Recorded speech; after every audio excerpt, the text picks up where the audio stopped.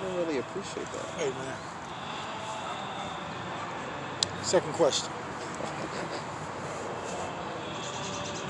was, how can we teach the kids about business and finance and real estate and things of that nature, as opposed to, what they're being taught in the present school curriculum? The answer to that is we have to be self-sufficient for one thing. Because if we go to the school system And that's explaining what we want in the curriculum, okay. or this, that, and the third, they simply going to tell you, well, teach your kids that at home.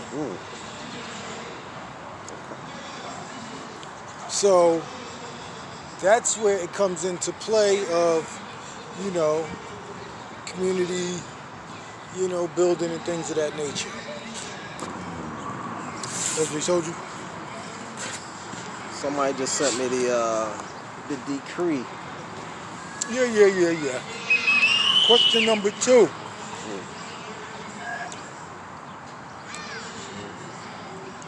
That was brought to us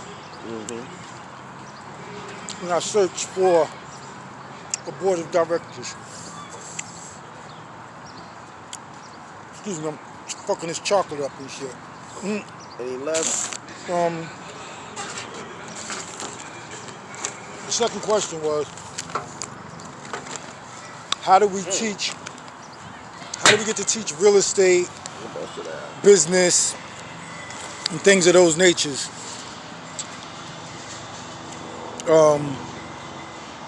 in the school systems, as opposed to, the curriculum that, we're getting now? And the answer to that is, number one, the school system is going to tell us if we're not satisfied with the curriculum and we want something else to be taught, then we need to teach that to our kids ourselves. And that would be 100% accurate. Because, see, the school system is teaching our children to be employees for their children in the future. They raise their children up in the process to take over the industries that they're in control of now, and then they train our children to go work for their children in the future. So if I was in that position, I wouldn't want to teach your children any of this shit neither, because I'd be putting them up against my children. Correct. So that's why, oh boy, went out. We got several, hold on. You was recording? No, now I am.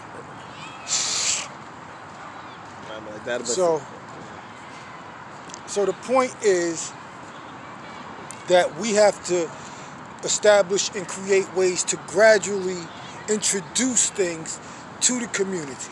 So, for example, and this is still on the topic of how do we get to teach X, Y, and Z to our children. Right now. For one thing, it's going to have to be in a private setting that we're teaching our children about business and real estate finance and things of that nature. And here's one of the strategies by which we're going to be pushing to do this. And this is going to cover several things. This is part of the Victory Over the Streets mentoring program. So we're going to start with, because the mentees of the program are going to be the ones who initiate this scholarship and awards fund. So where do we start? We should start with the scholarship and awards fund. Okay, the scholarship fund. You want no more? No, scholarship fund is based upon establishing an endowment with one of the major HBCU universities, HBCUs. So let's say, who has the best medical program? Is it Howard? As far as Florida A&M has the best law degree program. So we set up with these schools such as these for whatever, you know what I'm saying? And we create an endowment so that we can push paying tuition to get our kids through the medical program and through the legal programs, things of that nature. By us setting up with one of these institutions that have been around for hundreds of years, by the way, sets us up to be doing business with an institution that's more than likely going to be around for the next few hundred years. Meaning that this, what we're establishing here, should be right along with them. You know what I mean? Supporting each other. While at the same time, it's giving our students the ability to go out, learn something, come back to the community and take positions that the community needs those positions for. Rather than we send our kids to college, they go to college, and then they're out in the world looking for some other man or people to employ them to take care of their families. So, with the endowment set up for the scholarship fund, who's going to initiate it is the boys in the hood. So what we're going to do is we're going to, go out to different kids in the hood, you know what I'm saying, and see who's interested. Because at this point, as far as our issues with gangbangers and, killings and stuff like that, I'm going to be honest with you. When we have a situation where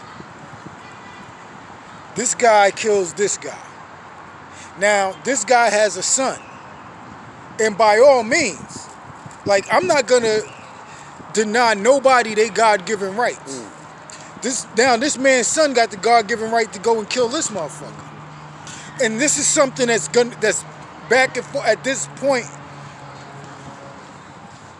I'm not involved with it to the degree that I have a means of stopping it. Only thing I can say is that we have to at least try to offer an alternative to them, to the way that they're living. It's like, so, the first step that we're going about it in offering this step is this. What we're saying is, whatever the criteria is that you're using now to pick the next leaders, you know what I mean, the successor leaders, like one of y'all die off, somebody comes up into that position. Whatever the criteria is for that, how about if we begin to set up for the next few generations? So what they'll be doing now is beginning to support the scholarship fund for kids in grammar school. So they'll be setting up to send them to high school, as we're still building to be able to send these kids to college and then on to grad school. right. So that's what the scholarship fund is set up for. So for example, we're not telling them to go out and hustle up the money. What we're telling them is to go and get themselves involved in the community as upstanding citizens. So for example, let's say me and you, we on the block. We say, all right, bro, this is what we're going to do. We're going to go find out who's the head of the neighborhood block association around here. Okay. We're going to go over here to the school, and we're going to find out when their PTA meetings is. And then we're going to go to the PTA meeting, and we're going to talk to the Parent-Teacher Association, and then we're going to go talk to the presidents of the block associations. It's me and you, two hood niggas. What we want to do is, we want to start paving a different way for our successor generations of leaders in the hood. So what we want to do is start balancing this out and have some well-educated people in the hood. We're going to want to have lawyers from here defending us. We're going to want to have lawyers from here dealing in all our legal engagements. We're going to want to start sending our kids, sending our youth to school for medical, things of that nature. So that would come into plan with the educational or scholarship fund that we just spoke about. I'm gonna rock So- out with this, huh? So they pushing that. So now, when they go to the block association, they let them know that this is what they're doing. So they're going to be raising funding for it. So what they have to do in their neighborhood is they have to raise $10,000. We are going to match that $10,000. Our organization. We're going to match that 10 grand. So now, the boys in the hood, we're going to take this 20,000 and we're going to open up a convenience store in the hood. Portions of the profits of this store directly goes to this scholarship fund. So whereby we'll be giving awards to students who are excelling academically, so that some attention can be brought to that, so that, you know, all the attention ain't going to the athletes and entertainers and stuff, so we can start having our kids thinking that they can do something other than be entertaining people and shit. That's why another thing, when we do a talent concert, a talent thing, yeah, for the kids and shit, we're gonna do one where anything except for singing and dancing. Anything except for singing and dancing. Poetry? They could do poetry and shit. Because no, here's why with the poetry. The poetry shows how they can speak. Like somebody go and do a Maya Angelou poem, and you see how these kids are able to articulate and stand in front of a crowd and speak from the diaphragm and all that. That's what's important with doing poetry recitals and shit. So that stuff is important. But to move further, they're gonna open up the store. The neighborhood is gonna know what the purpose of this store is. So now, what the youngins in the hood are gonna be learning is how to manage a business properly. Not where, all right, we got this 20,000, we gonna flip this and nah, this ain't that. What you're doing is you're taking this $20,000 and you're gonna manage this account and make it grow. So you're gonna invest in a store in the hood. The people in the neighborhood are gonna support you. And then you're gonna grow this account now. So as the account grows, it begins to produce the ability to support you and the community. So as opposed to losing compounding interest constantly because all of the crew that's in on the store they need money every week. You know what I mean? Every day, yo, give me money. I need my money back. You need to know how fast they can get their money back. Niggas need their money back quick. Nah, we growing this fund. This fund is gonna be able to spit out a payroll. This fund is going to be able to spit out the money every year to cover the cost of our scholarship fund, things of that nature. So this is what happens when you're creating an endowment. You're creating a flow of cash, whereby the cash flow is working for itself to the degree that it's paying off everything that it was meant to pay off on its own. So now, the youngins in the hood, y'all got a business going now. This business is paying y'all out quarterly or biannually or even annually, depending on how big it's growing. But the idea of that is to do this in several hoods across the city. Either begin with one store which all the hoods are vested in, which means that all the hoods actually have a vested interest in something together, which should bring about some type of unity because y'all have a business together. And that might begin to, start to bring about some type of peace because, you know what I mean, niggas gonna be like, well, we fucking with our good money. Yeah, working the money out.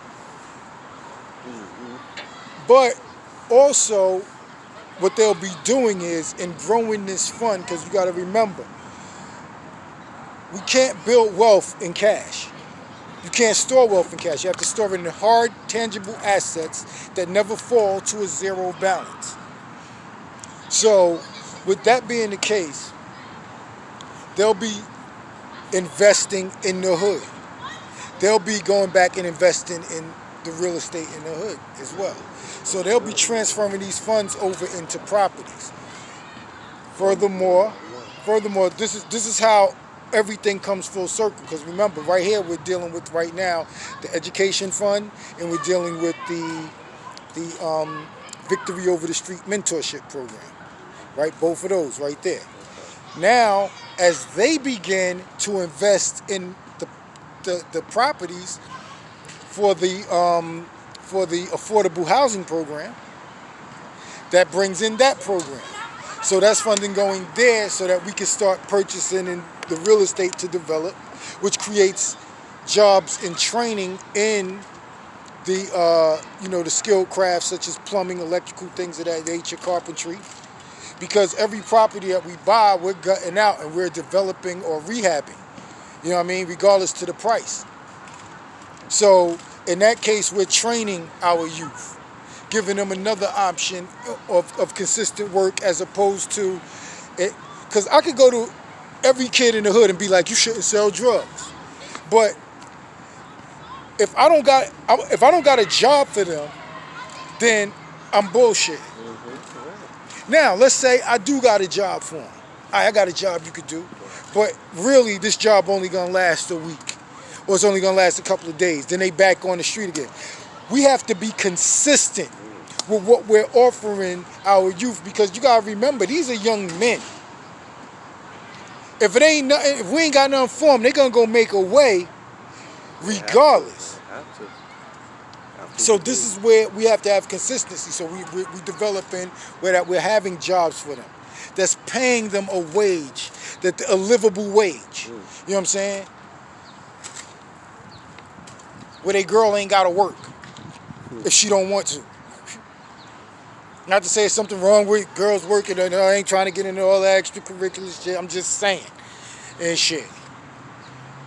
You know what I'm saying? A livable wage for a young man to get out here and begin getting his shit together. So, with them pushing that, that's the idea. So, what we would be looking for is that program would be for youth between the ages of 15 and 30. So what we would be looking for is the men over 30 to put in. You know what I'm saying? We're advising these youngins to go to the elders of their community or the people who would normally be calling the police on them and telling them that they want to do something positive in the community to get the support and backing of the community at large. Right. We're going to open this store here, and this store is going to be for the benefit of that. You know what I'm saying? So now,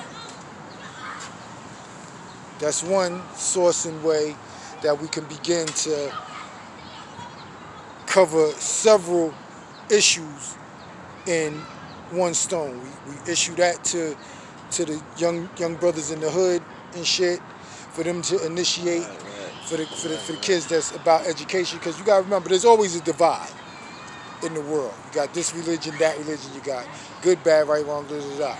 You got the kids that do good in school, and then you got the kids who run the streets and do bad. They all against each other. These ones go to college, and then they talk down on the ones who was doing this. Some of them was, you know what I mean? So this is to start to bring unity. Because the theme this first year of this campaign, this is a 3-year campaign. First year's theme is unity in the community, or community unity. You know what I'm saying? We're going to be having the merchandise with things of that nature on this shit. Like, remember, what was the other one? Community is the security. So when we're getting into our definitions of vocabularies, what are securities and shit like that. But with that, that's how we will be teaching our youth, because the youth in this program, these are the ones we'll be teaching. So that's how we'll be teaching them business. A lot of things we have to be teaching hands-on, because you're not going to get it through a textbook and things like that anyway. Unless we put them So, Ourselves. so to my big homie and mentor, Don White, as I call him, you know what I mean, Donnie D. Adonis, that's the answer to the question that you had on how do we begin teaching the kids and things of that nature. Oh, and as a bonus note, how we was going to set it off is because we know that we can't push certain things in the public school curriculum because I've tried to see about getting 2 books into the curriculum to get the students Yeah. to learn on. No These doubt, 2 no books doubt, no are doubt. by Dr. Claude Anderson. Right. They're in his Solution series. He has 5 books out together. It's called the Solution series. But it's 2 books in the series that I wanted to put out to the youth. Okay. It was Black Labor, White Wealth, and Powernomics. You know, I want the students to read it and do several essays on different things regarding stuff covered in these books, and as much as well as, you know, do a book report on the books, things like that. And it's a contest, so, you know, the best writers and things of that nature wins a prize as well. So that's how we begin to set off what we're doing here, is by putting things like that out. We're putting contests out to the kids, and so the parents are aware of things like that, you know, and that's how we begin teaching things that we need for our children to know.